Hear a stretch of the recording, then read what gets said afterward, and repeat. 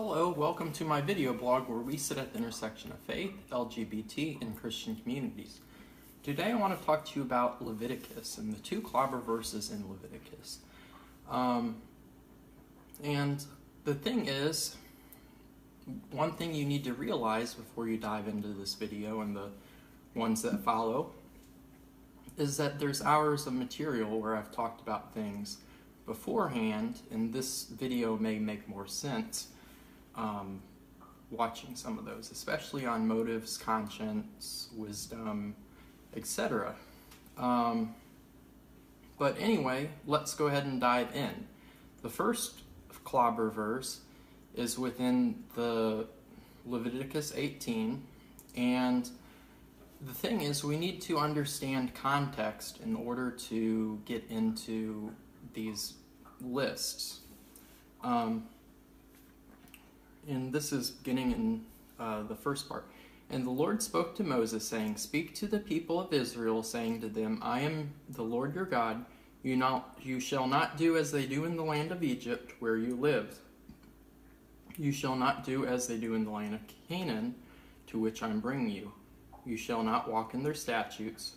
You shall follow my rules, keep my statutes, walk in them. I am the Lord your God. Therefore keep my statutes and rules. If a person does them, he shall live by them. I am the Lord." So we have seen, if you live by the law, you shall live, or if you follow the law, you shall live by it, when it talks about freedom in Christ in the New Testament. So, and also we've seen the inclusion of Gentiles, where these statutes do not necessarily follow that. Not that these have gone away. They were a guardian until Christ came. They watched over the fledgling state of Israel until Christ came. Now, a lot of people try and break these up into three categories: moral, religious, or ceremonial and civil. Actually, ceremonial, civil, and moral. And then they try and decide which one is which. Now, this is rather common, but it has no scriptural basis. Like, there's no reason why you should separate these laws into moral, civil, or ceremonial. And you could come up with some other paradigm, or schema, as they call it, and apply it to the text. Like, you could say, we have the good law you should follow, you have the bad law that you should not follow, and then you have the ugly law that you should follow but not really like. So the good, the bad, and the ugly. And so that's what we see in the Old Testament sometimes. But no, we don't separate the Old Testament in that way. Just as there's no scriptural warrant for that, and there's no scriptural warrant for civil, ceremonial, or moral. Though there are things that are morally that we should consider. So within that context, we have these things about incest. We have, and it's specifically spelling those out, and then adultery with brother's wife, stuff like that, giving, and then you have adultery. And then you have this: you shall not give any of your children to offer them to Molech and profane the name of the Lord. I am the Lord. You shall not lie with a male as with a woman, or with the trappings of a woman. It is an abomination. This word abomination is tova. It is used for shellfish. There are several things that are called abominations, and it denotes ceremonially unclean.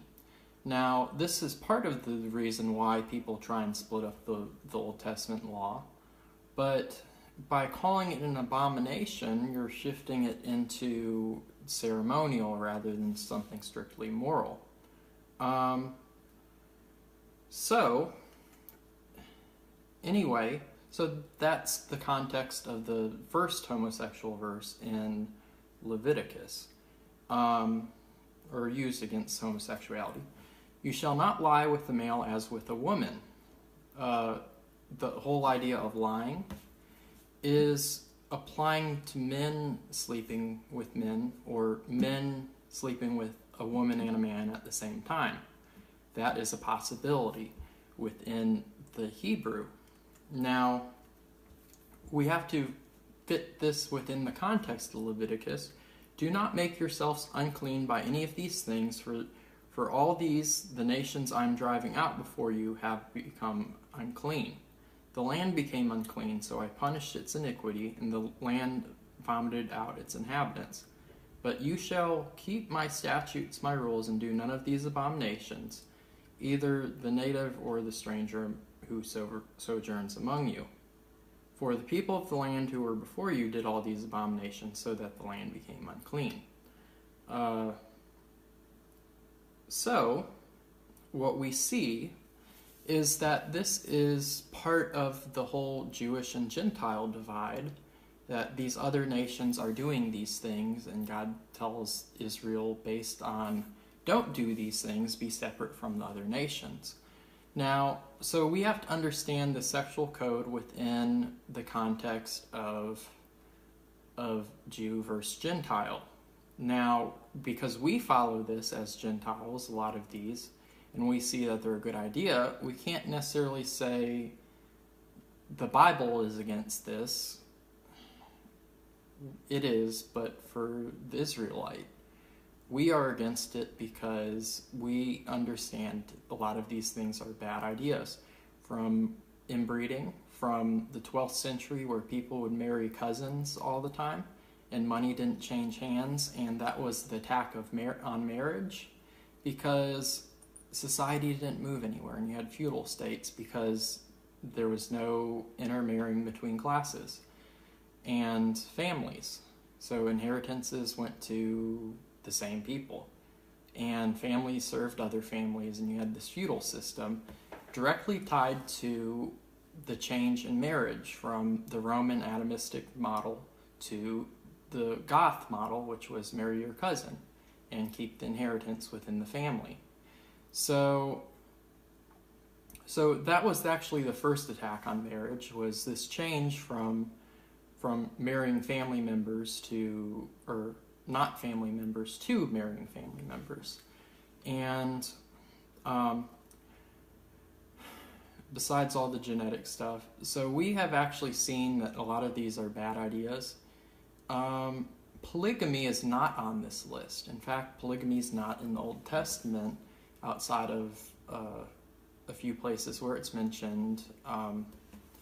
It's like outside of the laws. It's always shown to be a bad idea, and jealousy is always shown usually to be a part of it. And strangely, lesbianism isn't mentioned here. And so take it what you will, but this is definitely tied to the Gentiles. Next, we have Leviticus 20, which says, say to the people of Israel, and any one of the people of Israel,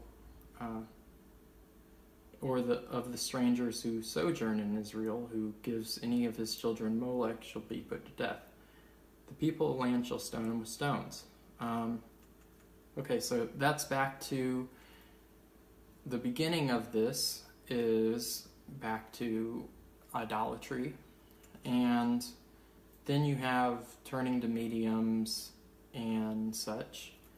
Then you have the list of who you should and should not sleep with, and including people sleeping with someone on their menstrual cycle. That is forbidden in the Old Testament. We don't necessarily follow that now, but we definitely pay attention to hygiene. But when we get to homosexuality here, we see much of the same thing. But I have said to you, you shall inherit the land and give it to you to possess in a land flowing with milk and honey. You shall therefore separate the clean beast from the unclean bird from the clean. You shall not make yourselves detestable by bird or beast or by anything which crawls. So we still have this holiness kind of code going on.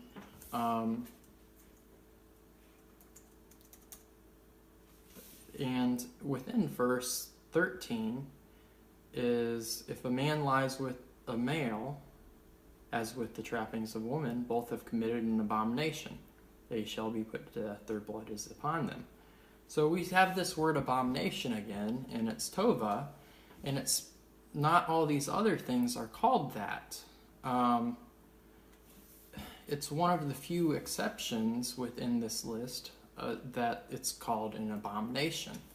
Now, if we fully understand that as something that's related to cleanness and uncleanness, and we go to the New Testament and we have this sheet laid in front of Peter that says, go eat, kill of unclean things, and we have Peter proclaiming God has said, call no man unclean. And we go to what Acts says we should follow from the Jewish law, because the first council at Jerusalem actually talks about what Gentiles should follow. It is my and this is what I think Peter says, it is my judgment, therefore, that we should not cause trouble for Gentiles who are turning to God. Instead, we should write and tell them to abstain from foods polluted by idols, from sexual immorality, from meat of strangled animals, and from blood. For Moses has been proclaimed in every city from ancient times and is read in every synagogue. So here, we don't see homosexuality in that list. And I've already discussed how sexual immorality or porneia does not necessarily fall, or homosexuality does not necessarily fall within that, because it is exploitation. So if you can't really wrap yourself around this being, because it's an abomination, we also should go to the 6 things that the Lord hates and 7 that are an abomination. This is Proverbs 6:16 through 19. There are 6 things that the Lord hates, 7 that are an abomination to him: haughty eyes, pride, a lying tongue, hands that shed innocent blood, a heart that devises wicked plans, feet that make haste to run to evil, a false witness who breathes out lies, and one who sows discord among brothers.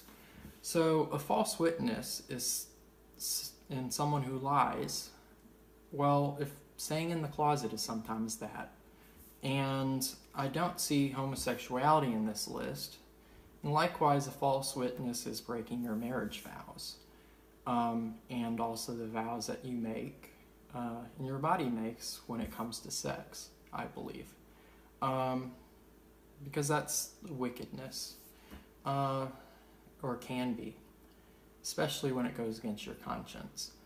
But anyway, that is 2 of the 6 clobber verses, and I'll leave you to think about it, because shaving the corners of your beard, eating shellfish, and other things are also abominations, and things that Gentiles did. And Gentiles are not held to that standard. I'll leave you with that.